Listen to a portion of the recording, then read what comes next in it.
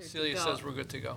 I'd like to welcome Boy Scout Troop 437 and thank them so much for coming here tonight to lead us in the Pledge of Allegiance. We have Dylan Gunther, Patrick Reinhardt, and Andy Sakuna.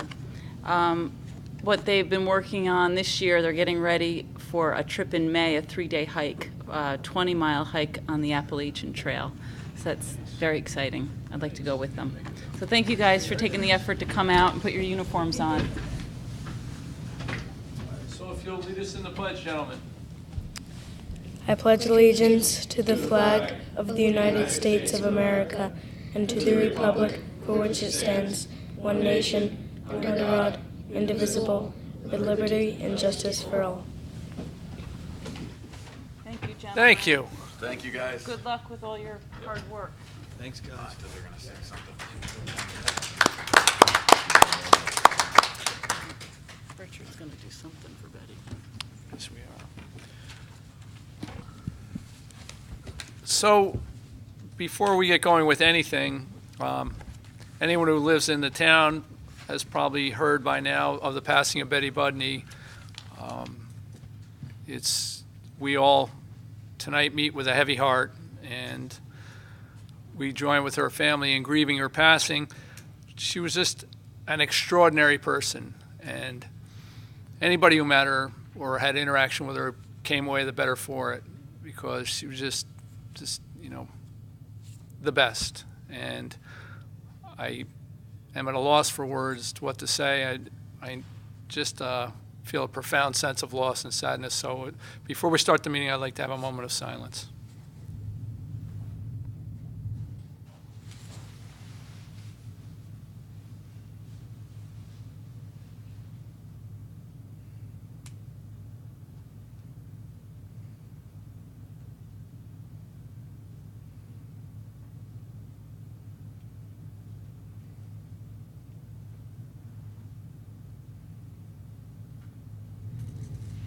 I know the whole board joins me in offering our condolences to the whole Budney family. Our hearts are with you. Review of the minutes. Philipstown Depot Theater Development Annual Meeting of January 8th, 2015. So moved. Second. All in favor? Aye. I vote aye. Any opposed? Unanimous. Reorganizational meeting of January 8th, 2015. So moved. Second. All in favor? Aye. I vote aye. Any opposed? Unanimous. Monthly town board meeting of January 8th, 2015. So moved. Second. All in favor? Aye. Any opposed? I vote aye. Unanimous. Bid opening of January 21st for bulk fuel. So moved. Second. Second. All in favor? Aye. Any opposed? I vote aye. Unanimous. Public hearing, January 28th, 2015, wind turbine. So moved. Second. All in favor? Aye. I vote aye. Any opposed? Unanimous. Thanks, Mike, for all that work on that. Yeah, thank you. Weekly town board meeting of January 28th, 2015. So moved. Oops, sorry. Second. All in favor? Aye. I vote aye. Any opposed? Unanimous. Monthly town board meeting of February 5th, 2015. So moved. Second. All in favor? Aye. I vote aye. Any opposed? Unanimous. So I see we're scratching the Friends of Rec meeting. We are. Okay. That was the minutes, wasn't it? Oh, no, we Oh, I already see. That's a special meeting. Claudio called me and asked that we put this on the agenda. So, It's in your packet. Can we just do it? Is it, they're appointing somebody? You have to have at least 7 members. Oh. Yeah, they are reappointing. John Mazin. Yeah. so is this in red as a, That was added on. okay. All right. I say we just go ahead and do it.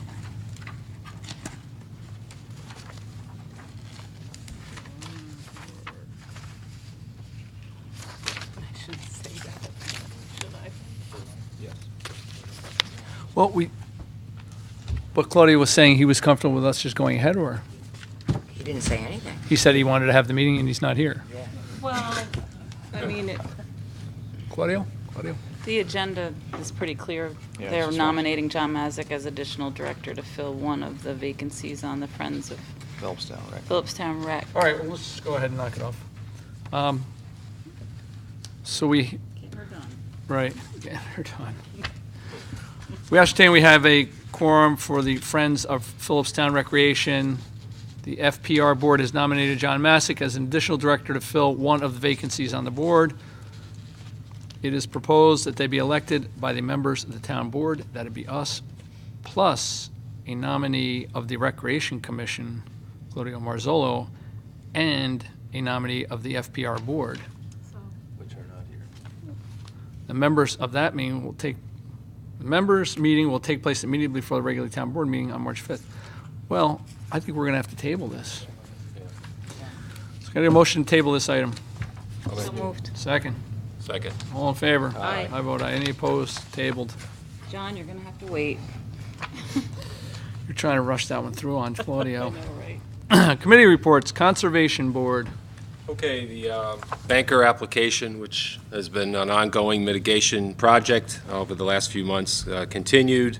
In the meeting, there was an actual discussion of the project narrative to go over a number of details involving the demolition, rebuilding of 2 small cottages. These were the cottages that I mentioned. By the way, this is the Kings Dock Road off of Route 9. This is along the Hudson River. There's 2 small cottages that are being torn down, and obviously new buildings being raised there. So that discussion as far as how that would go about. The key thing with this is, as a reminder, this is right not only alongside the Hudson River, but alongside critical wetlands. And so these buildings, which really are grandfathered, any work that goes on here has to really be watched very carefully. And also in discussion was the existing septic system, you know, as far as redoing that. Also, there's buried electrical services that run through some of the landscaping that needed to be discussed out as well. Some of the construction mitigation practices, because some of this had to go through the actual wetland areas to make sure that there wasn't any debris left there, so that if there was any storms or whatever, that it wouldn't leak actually into the wetland itself. Besides the meeting itself, there were also back and forth communications, because this was a work in progress over this last month. A couple of Conservation Board members also went to review. The big key issue here was the oil tank. This was important to not only remove it properly and carefully, but to also ascertain whether or not there was any leakage into the actual tidal basins that surround it. The tank was removed, was cut out and removed and taken away. And obviously, as I said, it was under supervision of our Conservation Board. There were 100 gallons in the tank, so that's the good news is it's no longer there as a possible threat for further contamination. EnviroStar will actually perform the subsoil testing to see if, in fact, any of the tank's prior oil leaked into the ground. They also did require a building permit for the tank removal, and that was gotten as well. The group has to go forward with actually coming up with landscape planning. This will also have to involve Metro North, because, as you know, the tracks run right along there, and they actually have to be as part of the approval process for that. Another comment I just want to make in general is deadlines. It's very important that whoever you assign as your project lead, make sure that they're in communication with the parties they need to be, to make sure that they're meeting the obligations, that they fully understand what they have to do, and to also meet deadlines that are established by the town. These are very important. They provide legal notification timeframes. They allow the groups to perform work. And remember, this is not the only thing they're doing. And if you want to be on the agenda every month, it calls really for a very aggressive on the part of the project leads to make sure that they're covering all of the parties. So just want to make that as a general statement. In addition to that application, as I mentioned at last month's meeting, Eric Lind needs to step down as the chairman. We had a discussion, and their recommendation, which I fully endorse, Mark Alazzo, who is currently on the board. I can't really say enough about Mark. Mark is very experienced.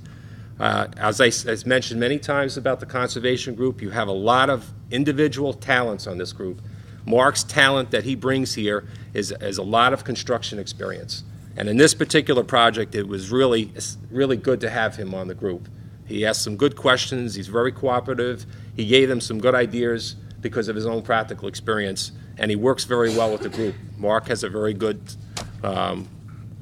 capability of working with people, and he's also, as I noticed on many site visits, quizzed the wetlands inspector about different plants and species to try to, grow his education on a lot of conservation areas. So I would like the board to consider appointing him as the chairman of the Conservation Board. As I'd mentioned before, Eric will still stay on as a member, but he's going for some training in conservation, which will actually make him even more of an asset to the group. Also discussed under our stormwater management was the fact that right now the wetlands inspector is providing some guidance to the fish library in regards to water runoff issues on their part. The wetlands inspector, and obviously it was listed recently in the papers and discussed here with the board about the removal of the billboard up on Route 9 that would be occurring. Obviously that's opposite, just a little bit down from Lane Gate, a little past cybercrime on the other side of the road on Route 9, because this is in a wetland, and to discuss what occurs, what kind of things you want to look for, and so forth when you're dealing with this kinds of areas. In addition to that, I've been in discussion with Continental Village. If you remember, we were postponed from the last stormwater management town meeting we wanted to have. The next meeting will be at the clubhouse in Continental Village on May 1st at 8 p.m. I will be discussing with the wetlands inspector and the Conservation Board. A couple of them live down there as well as myself, and we will be attending. This is a town-wide, though, state stormwater meeting, so please, if anybody would like to attend, it can be a discussion to discuss any part of the town, all right? We look to have more of these, but this will be good, I think, to start us off. What's the date again on that, Mike? That's May 1st at 8 p.m. at the Continental Village Clubhouse.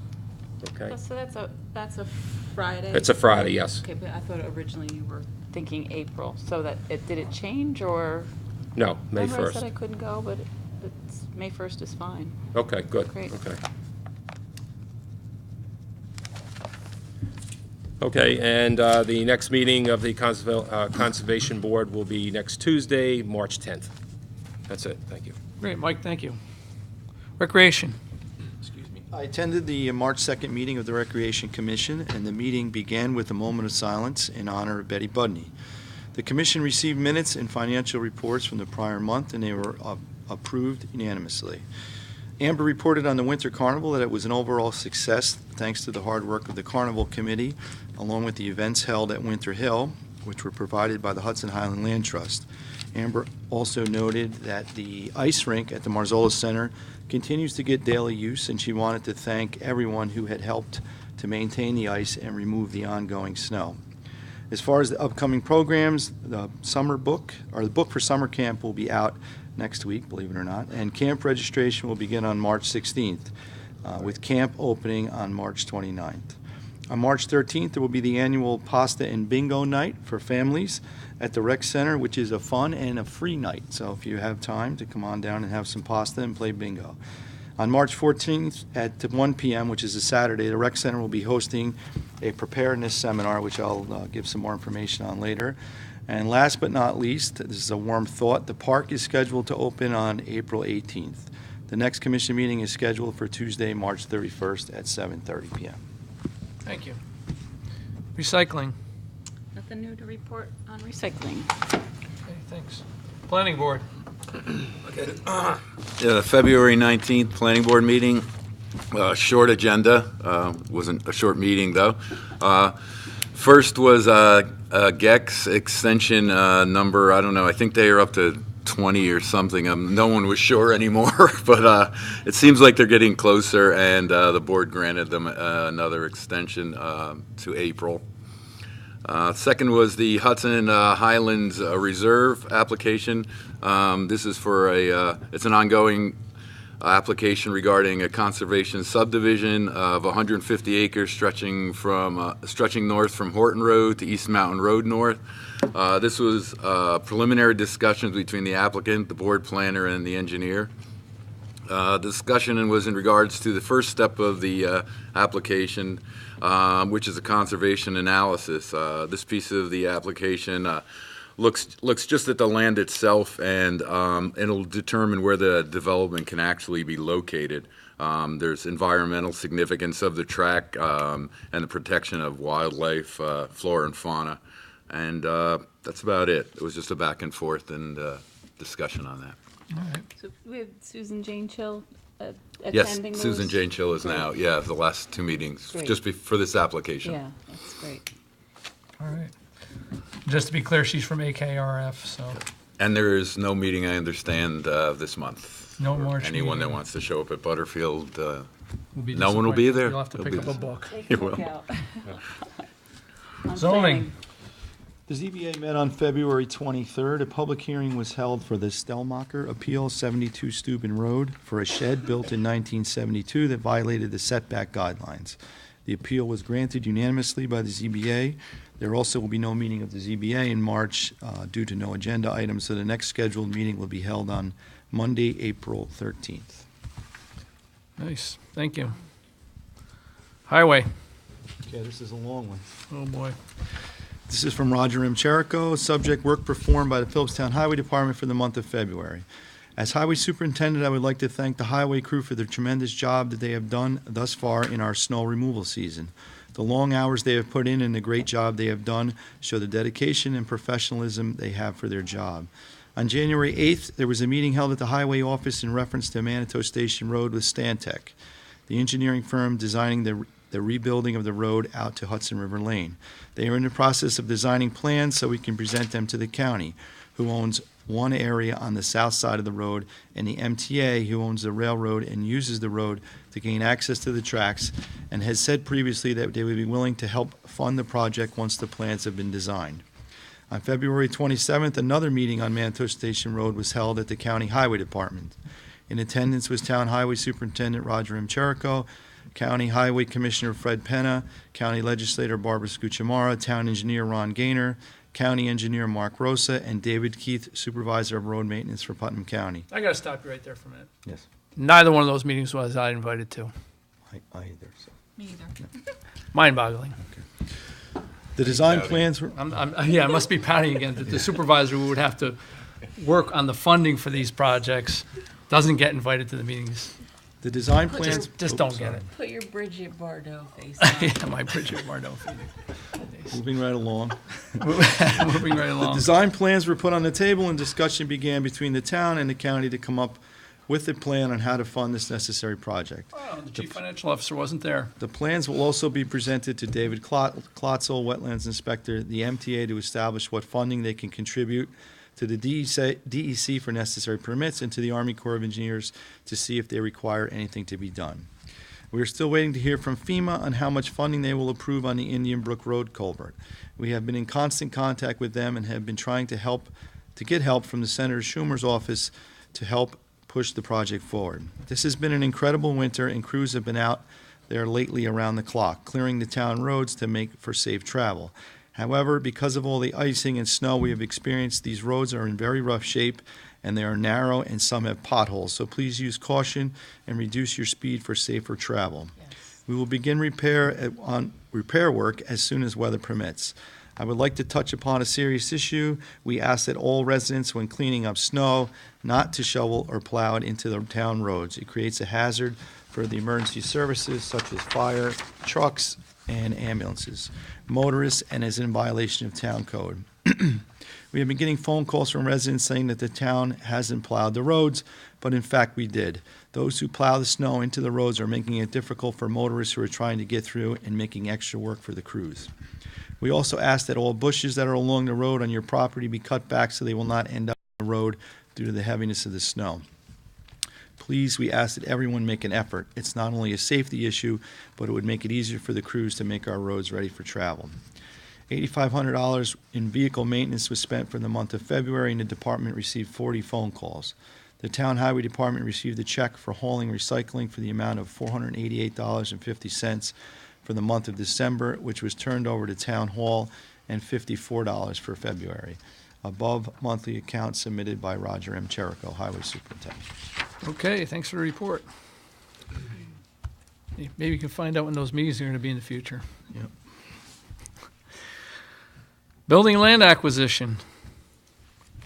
We're still moving ahead with the proposed or the sale of the VFW. I think next week, I don't know, have you been? I didn't get in touch. No, All right, so we'll be in touch with the veterans to make sure that they are 100% comfortable with the sale, the terms of the sale, all that, before I go and sign the contract. So, and we'll have obviously be asking for the town board's approval to sign the contract, but that is, pending. We are still looking for a space for the office of the... Right, and when Barbara gives her report, we'll have a little conversation about that. And Putnam County Legislator, you're up.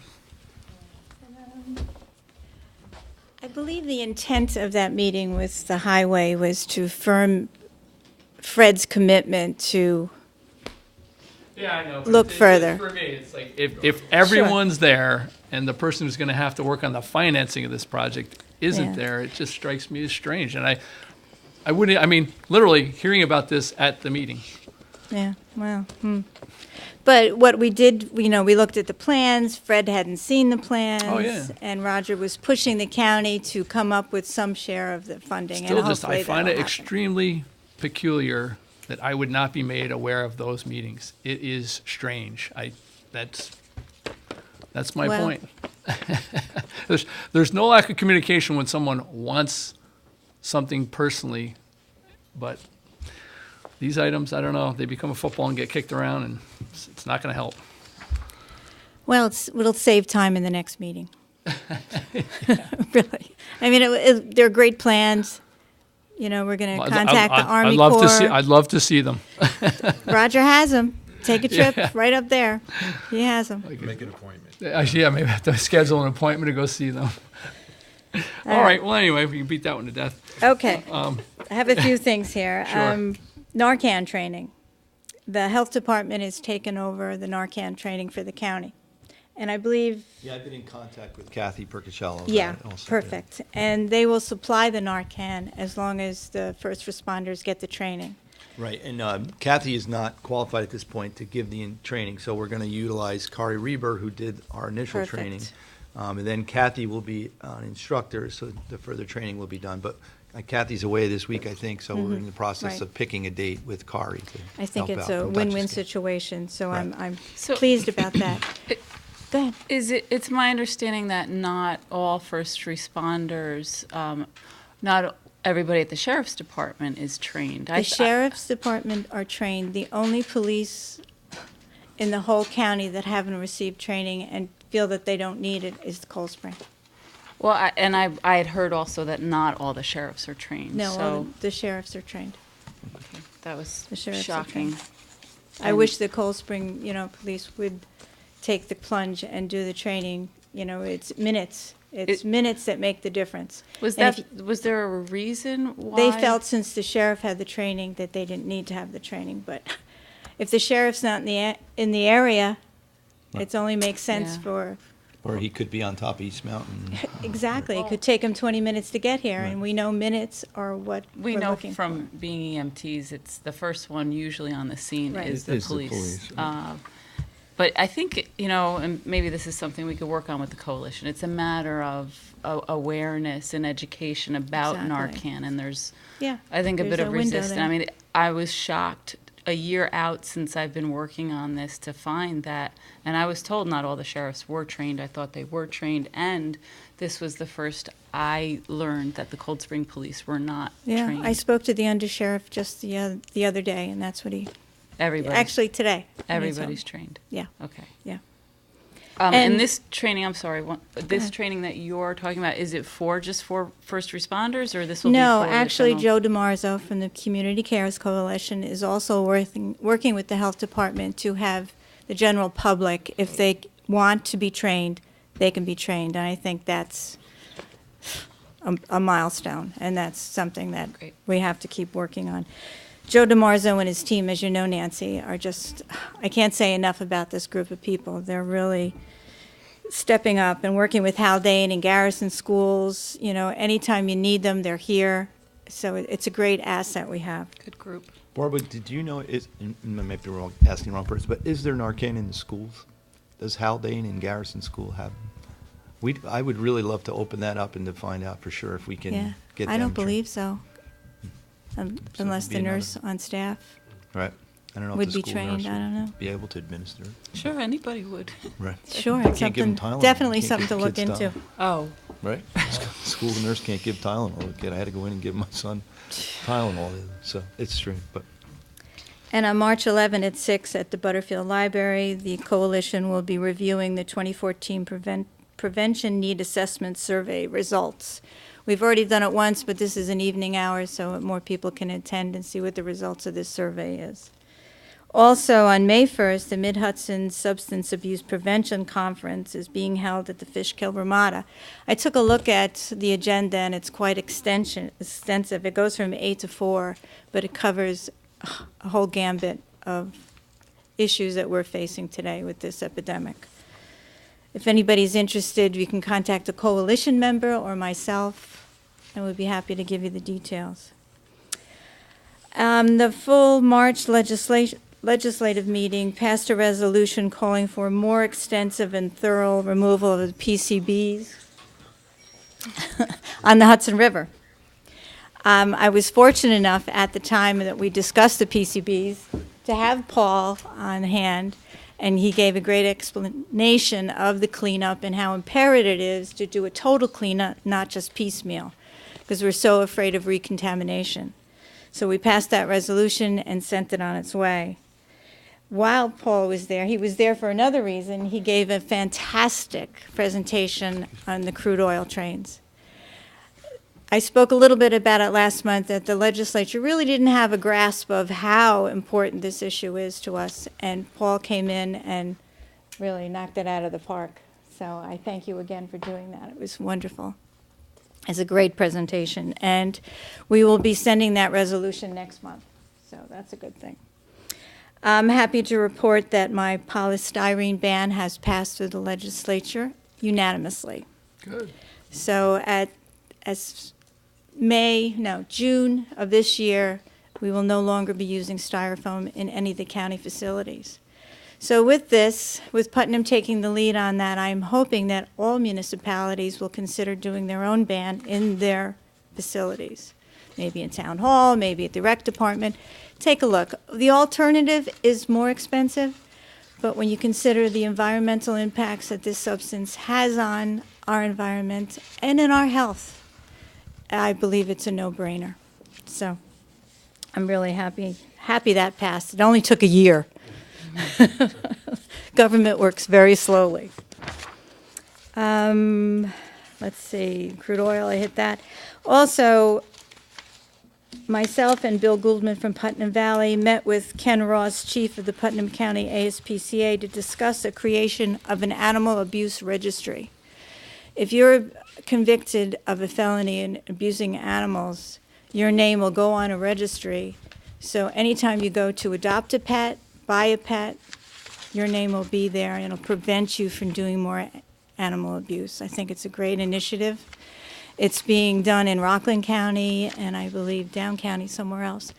And oftentimes people who abuse animals also abuse their family members. So it's a pattern. And if we can put these people on a registry to keep them from buying animals, I think it's a good thing. And that's it. All right. When you get a chance, I put in a couple calls to you about the Office of the Aging here, since we're going to be selling to VFW, and I've been trying to work with Nelsonville to get a space for Ed Cleary up there, but haven't gotten much of a response. So we're going to have to put our heads together to find a space for Ed Cleary and for the WIC program.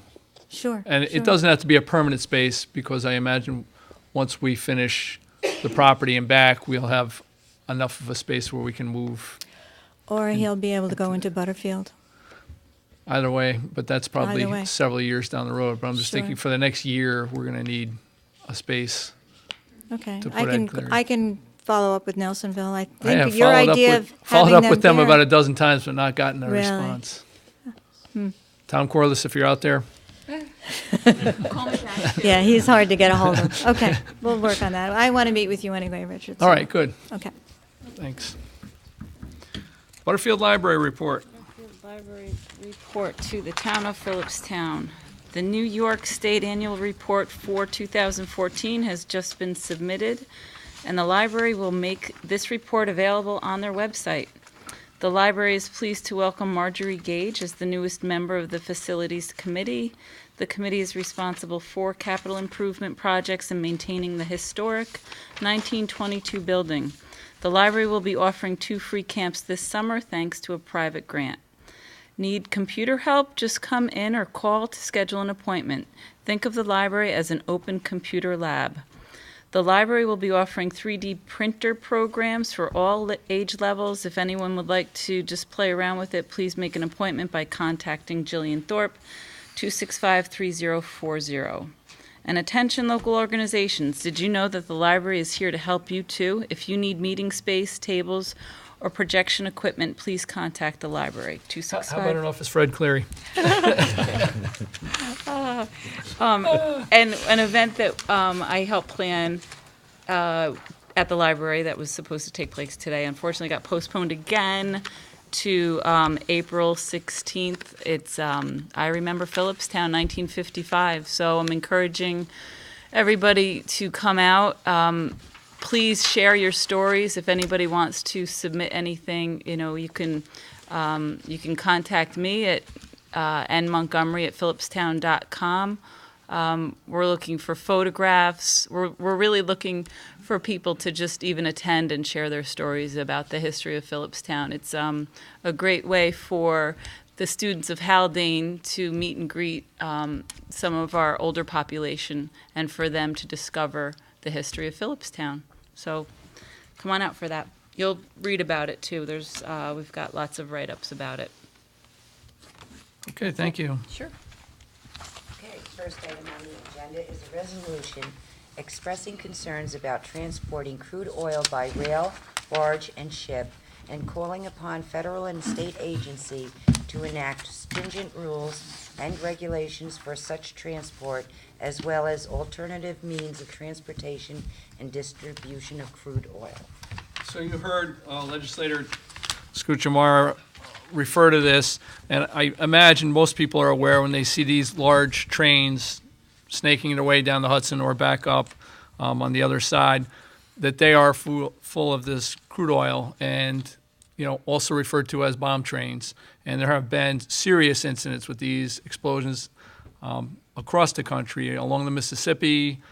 And if that were to happen here, it'd be devastating. It'd be devastating on any number of levels, to the environment, to West Point, to our local environment that we rely on here for so many things, the quality of life, but also the thing that brings people here, brings tourists here. If you have an oil spill of the magnitude that these things could cause, it'd just be absolute devastation. So we feel it's incumbent upon this town board to take action, so we've crafted a resolution. I'm not going to read the whole resolution because it's pretty lengthy, but the opening statements calls on the federal government and state agencies to take action. Also, one section's here that's fairly important. Now, therefore, be it resolved that the Philipstown Town Board recognizes that the transport of crude oil, especially Bakken and heavy crudes, by rail and marine vessel through our community presents an immediate significant risk for people, our economy, and the environment of our region. And that sort of sums up. This resolution cites specific instances of where there's been accidents, where there's been negligence, where there are deficiencies. Across the board, there are problems with this, and we don't want to wait until there is that accident to say, boy, something should have been done, because something should be done now. This is a dangerous business, and it's not to be taken lightly. I invited Paul Gallay here tonight just to say a few words about this because he is our local expert, and I'd like to invite Paul up to the microphone, please. Paul Gallay is the head of Riverkeeper. He is the Riverkeeper. Thank you, Mr. Supervisor and council members, for allowing me to speak. I'm going to be relatively brief, and I appreciate what the county legislator Skuchmar said earlier about the presentation. The gist of the presentation was that we are way out over our skis on this issue of transporting this material. We're using cars that were not designed to transport this material in lengths that are dangerous. Just today, another explosion took place in Illinois. There was a 105 car-long train. Several of the front cars exploded and caught fire. There were several in February. There's been more oil spilled in 2013 and 2014 than in the previous 40 years combined. And we're kidding ourselves if we think we can just pull the stuff out of the ground and move it around without serious risk to life, limb, and property. And we do not want to be the next community that draws the short straw. So I appreciate that you are going to put the onus where it belongs on both the federal government and the state government, each of which can take action in this situation and each which needs to take action in this situation. And also here this evening for this issue, I think, is Andy Chamar of Hudson Highlands Land Trust. I know that Clearwater, Scenic Hudson, all of the organizations who are dedicated to protecting this area and its beauty and its rare resources are united to support you as you support the community. And this resolution, I've read it, it's an excellent resolution in that it, again, it puts the onus on the state and the federal government both to act. And there's a number of different actions they could take, and you highlight them nicely, I think. Thank you, Paul. Of course. So finally resolved, the town clerk of the town of Philipstown is hereby authorized to and directed to send copies of this resolution to the United States Department of Transportation, the United States Environmental Protection Agency, U.S. Senators Charles E. Schumer and U.S. Senator Kirsten E. Gillibrand, U.S. Congressman Sean Patrick Maloney, New York State Governor Andrew Cuomo, New York State Department of Environmental Conservation, and Commissioner Joe Martens, New York State Senator Sue Serino, and New York State Assembly Member Sandra Galiff. With that, I'd entertain a motion on the resolution. So I'll make the motion. Second. Second. All in favor? Aye. I vote aye. Any opposed? Motion passes unanimously. Thank you. Thanks again. Thank you. And I know our congressman is working very hard to get legislation through to address a number of these rail issues. So encourage people to, be aware of legislation that's being presented and support it, with your letters to your congressman or make a phone call, just to let them know you're interested. Yeah. And if you see pictures of the explosion today, that could be right across the river. Even the terrain, the scenery, it looks like here. It is just frightening to take a look at that. So, all right, moving And the along. next item is a resolution adopting the 2015 fee schedule as presented by Kevin Donahue, Code Enforcement Officer, and he asked that this go into effect March 18th. So there were just a few minor changes to the fee schedule that we had adopted previous to this. I don't know if the board's had a chance to take a look at this. Yeah. We've been looking at it for actually more than a month or a year now, right? 3 years. No big changes, really. But any questions, any comments, concerns? All right, could I get a motion on the resolution adopting the 2015 fee schedule? So moved. Second. All in favor? I vote aye. Any opposed? Unanimous. Next item is a resolution authorizing Supervisor Shea to sign a letter of support for Barbara Scucciamara's proposed ban on the use of polystyrene products within food services at county facilities. Okay, this is something that I wrote last month, a day late and a dollar short. But anyway, I want to express our support for your efforts and also your further efforts. Please accept this letter as an indication of our strong support for Legislator Scucciamara's proposed ban on the use of polystyrene products in association with food services at county facilities. The well-established record of contamination of our local environment with the waste generated as a result of these products is not acceptable. Furthermore, the town board of the town of Philipstown would encourage a county-wide ban on the use of polystyrene in the food service industry. So thanks a lot for your efforts on that. Could I get a motion on the resolution? I'll make the motion. Second. Second. All in favor? Aye. I vote aye. Any opposed? Unanimous. Thank you. Next is the Code Enforcement Monthly Report. Fees collected, $7,366.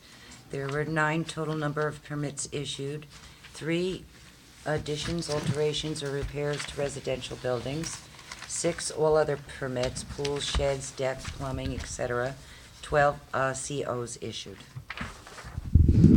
Thank you, Kevin. Are the escrows included in that, the fees?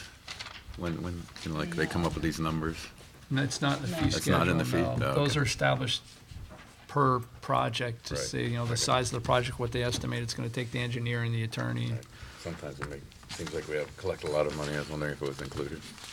Anyway. Yeah, I mean, it's a sticky issue, keeping an eye on escrow. I mean, I know, I review the escrow accounts, I meet with Dottie about it, I, see what's involved, just to monitor who's tapping into escrow, because we do want, it's a pot of money, it is someone's money, we want to make sure that we're using that pretty judiciously. So we've had some people in the past who were upset, but if you have a large project, you're going to expect to, have it reviewed. It's going to cost money, so. But we want to make sure it's a fair situation and a fair accounting. So,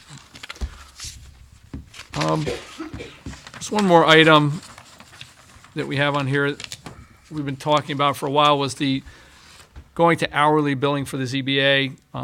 My thanks to Councilman Van Tassel who brought this up. Currently, we were on a fixed fee for ZBA, and sometimes the meetings are 10 to 12 minutes. yeah, 12, 15 minutes long, and along those lines, we'd rather go to an hourly rate, and if the meeting doesn't happen, we'd also like to pay nothing, have that option. So we're going to move to this hourly rate rather than paying in a bulk fee. We'd move to $175 an hour. I don't think we're going to get anywhere near the $1,200 a meeting that we were engaged to pay, so I'd like the board's approval to change from a retainer to an hourly rate of $175 an hour. This is with Drake Loeb, who represents the zoning board. I think we're going to see a substantial savings in this. I'll make the motion. Second. All in favor? Aye. I vote aye. Any opposed? And thank you, John, for spearheading that.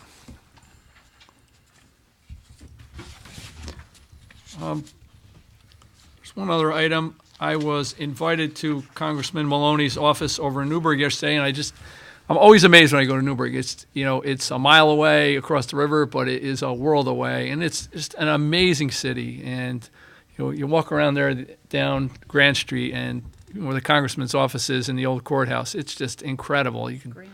It certainly is grand, yeah. And right behind it, that amazing church. It's really incredible. But it was a great opportunity, and Councilwoman Montgomery was there. She works for the congressman also, and we had a great sit-down with Department of State rep, and whose name is escaping me right this moment. Carl Ubacher, who offered up all sorts of ideas about accessibility to grants and funding and, how to be successful along those lines. And we talked about 90 minutes, and I came away with a lot of information, a lot of good information. So we'll be applying for a CFA application when that comes about. And also we're looking at some other things, looking at the possibility for a Tiger grant, which are larger grants. The big thing now, and the buzzword is consolidation, but there are grants for consolidation, and we do need to look at consolidating between Nelsonville, Cold Spring, and Philipstown. Something is going to happen, otherwise taxpayers are going to suffer. We need to come up with something for 2015. And again, the low-hanging fruit, courts, building department, there are a number of things we could combine, and a number of simple things we could be doing even with emergency services, looking at bulk purchasing for fuel. Everybody purchases their own fuel. We purchase fuel here. We get it on state bed. I'm sure we're getting an excellent price. So I'm going to reach out to emergency services and just say, look, would you like to buy your fuel through the town? And I think there could be savings, and those savings could be passed along to, the district taxpayers in these varying areas throughout the town. And that's just one thing that, came up along the way. There were several great ideas that Carl came out with that we're going to take action on. So my thanks to Congressman Maloney for, hosting the meeting and letting us use his office space over there. What's good about sitting down with Carl is he can set out examples that other towns have experienced and, other consolidation efforts. And if the public wants to see examples and compare our town to other like towns, and I know there's not a town like us, but you go to seethroughnewyork.com and you can just plug in your town and another town or several towns and compare what they're paying for certain services and what we're paying. And it's a great resource. And I think it's time for the public and for us to start these conversations about, how the state sees us so that we can get maybe more state funding, so that we can have these grant opportunities and, how we, do compare financially to other municipalities. And efforts that other municipalities have taken to make their government more efficient and better. Yeah, absolutely. So, and we have a scheduled phone conference with DC and Congressman Maloney's DC office and Scenic Hudson regarding Tiger grant applications. So hopefully we can see something from that as well. Information from when I was on the town board and worked on court consolidation. Mm-hmm. I have all the rules and regulations on how to dissolve. Right. And so I would be more than happy to help you work on that if that's the direction you want to go. See that. Yeah, absolutely. And that's where the Department of State comes in too. They Yeah. can help us implement that. I think- and there are implementation funds for And that's the this. glaring consolidation right there is the courts. I Right. mean, Nelsonville is ready There to are a give it lot of up years glaring ago. ones. I can So see. I think that would be where to head first. Yeah. Yeah. So yeah, that was a good meeting. Yeah, it was, absolutely. I'm losing what I was just Sorry. bringing up next I after that. distracted you. Anything else from the board? As I said earlier, on March 14th, the town of Philipstown will be hosting a one-hour seminar provided by the American Red Cross and sponsored by the Governor's Initiative to prepare New Yorkers for an emergency. And I guarantee it'll be 1 hour. She said it will be kept under an hour. The seminar will provide valuable info on how to prepare and respond to emergencies in your area. It will provide info on both local and regional resources that are available, as well as what you should have ready in your own home. So please come out on March 14th at 1 p.m. at the Recreation Center to assist all of us to prepare Philipstown and your family for the next emergency. Like I said, she guaranteed it will be less than an hour, and there will be door prizes offered. So please come out March 14th. Okay. I know I was going to bring up the cable franchise agreement. We're going to be wrapping that up, the negotiation, next week. So we'll have that. That is currently with our attorney. We've been working with Cablevision, obviously, on that. And next week we're going to come to a conclusion of that. They've been a willing partner. I do have to say that as far as they can go, and making a sizable donation, a $10,000 donation for computer equipment at Chestnut Ridge, so seniors, again, who don't have access to the internet can get down in the community room and have access. Are we able to negotiate any equipment for our channel? They're willing, So, definitely yeah, willing that to. will come. I know it's not going to come in the form of the contract. It will Right, come in no. the form of grants. But that then they do want to support us here. I know that Yeah. if there's serious problems with getting the video feed out, that they do want to Yeah. come in and resolve those. That's in their best interest. So there's been discussions of that also. And tonight, supposedly we are live, and it won't just be sound, it'll be pictures. We are. Hi, Yes. Mary Ellen. Yeah.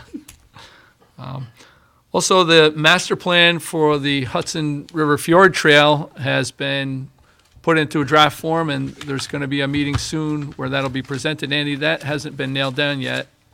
So, but I would look. I'll definitely make an announcement of that when I get the meeting date. But it's an exciting advancement along those lines to see the master plan come together and to see the preferred route. And it'll be great to get that back out to the public. There was a tremendous amount of public input. They got, in the survey, I think they got 400 responses So to get 400 people to respond to anything is a big deal, and really constructive. I mean, super good ideas, and I mean, it's been a great process so far. And working with the Highland Land Trust and Scenic Hudson and OSI and Riverkeeper and the DEC, Metro North, everyone sitting down at the table.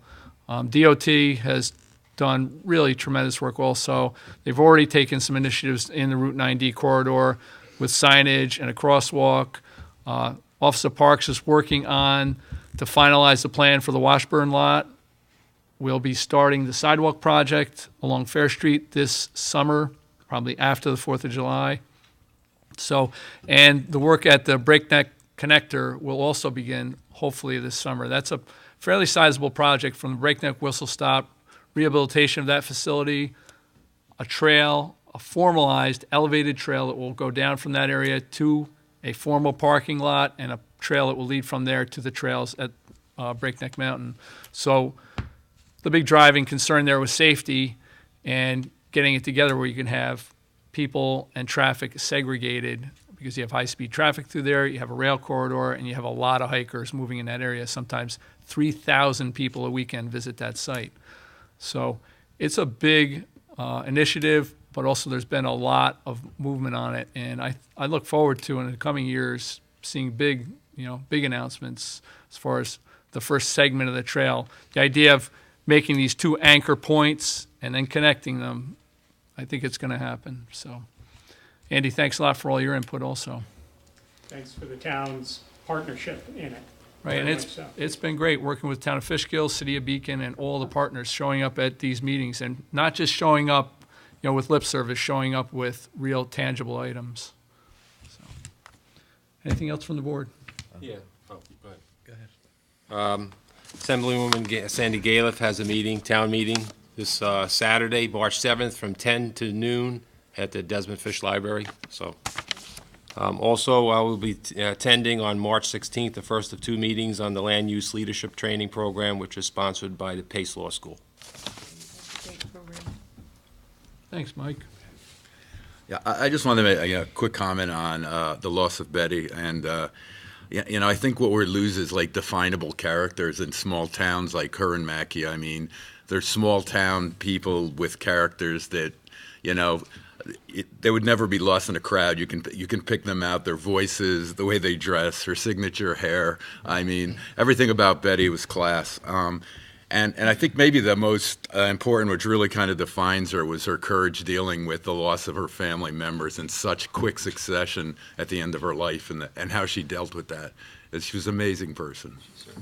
She certainly was. And I mean, she was a model for, if you're looking to somebody how to conduct yourself in society, Betty was a model. So I'd second that.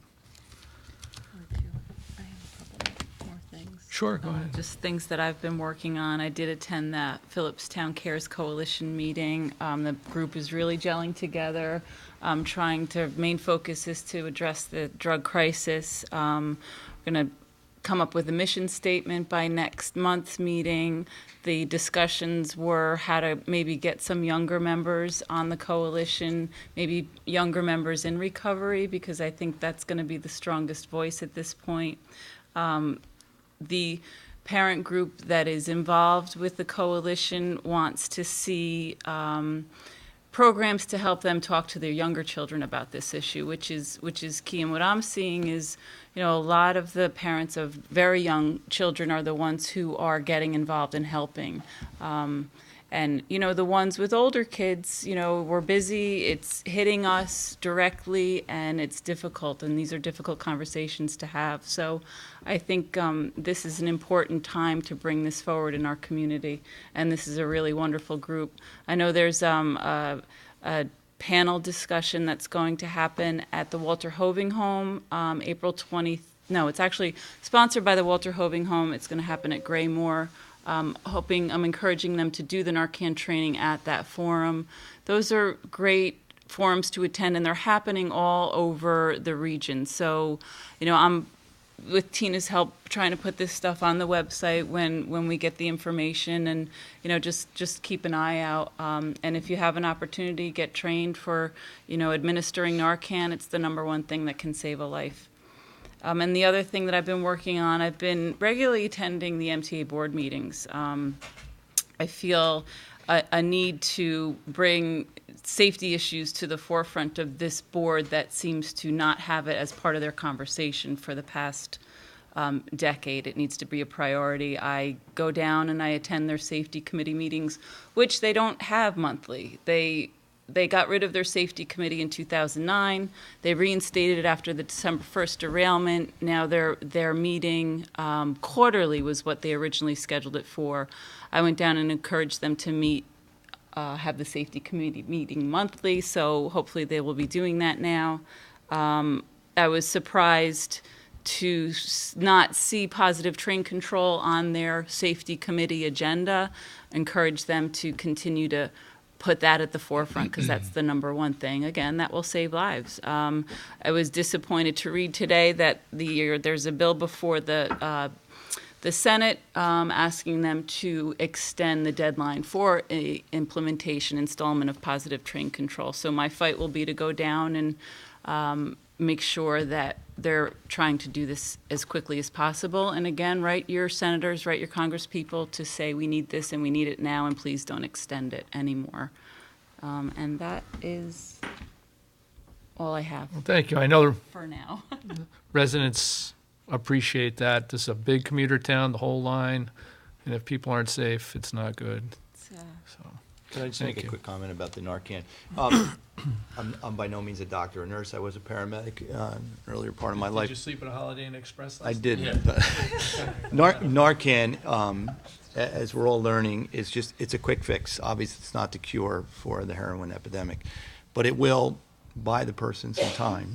And it is a completely benign substance. I could sit here right now and give myself Narcan. It would not affect me, to my knowledge. Okay, maybe I'm missing something, but from what I understand, that's the case.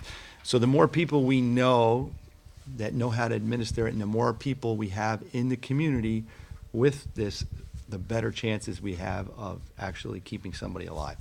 The heroin stops your drive to breathe. So if you're not breathing, obviously you're not going to survive. So the quicker the Narcan is administered, the quicker you have a respiratory drive again. And the stuff we're administering is not by injection, it's a nasal spray. So it's being injected up your nose. You don't have to put a needle in anybody. John, So I have to correct you Go because ahead, the sorry. training that they did in Fishkill, it is is. injection, which Well, not here. The Putnam, what we Oh. have in Putnam, what I have at my house is a nasal spray. So there is no needle, and this is what we were given in Putnam County. The fire chiefs in Philipstown all have them in their cars. I shouldn't say all of them. Most of them have it in their cars. The thought behind that was they listen to the scanner. So if they hear an overdose, they're going to go, hopefully, or they're going to get out there. Again, the more people we get trained, we need to let our courts know that this is out there, and it's a quick, it's an immediate reaction when the Narcan is administered. So please come out and get trained and be aware of what's going on. Thank you. I mean, it's a really important issue, and again, the more people that know it, the better off we're going to be here. Right. Tina, number 6 in red, we need to motion to table that? No, I removed it from the agenda. Right, all right, so we're all, we're okay, with that. okay. Did you want to schedule any meetings or workshops? I would like to meet next Wednesday evening to discuss various things.